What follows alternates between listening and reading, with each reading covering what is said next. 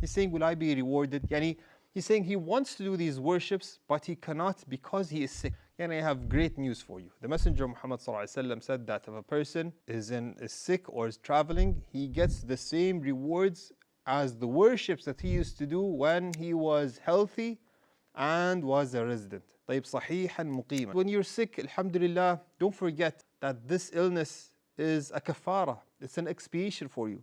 It purifies you from the sins. You get even khair upon khair from Allah subhanahu wa ta'ala. And once you accept the decree of Allah, and you're patient, you get the reward of your patience. Fever purifies the person from sins, just like the wind blows out the leaves of the tree. Just like the wind blows out the leaves of the trees. Alhamdulillah for our Rabb, our Lord, who is forgiving and merciful. Alhamdulillah, wallahi, we are upon khair. We should really thank Allah subhanahu wa ta'ala. We should praise Allah subhanahu wa ta'ala.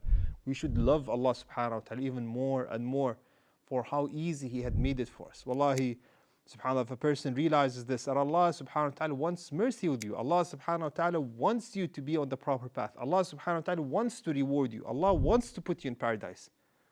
So don't be the person who's preventing yourself from entering paradise. Allah musta'an.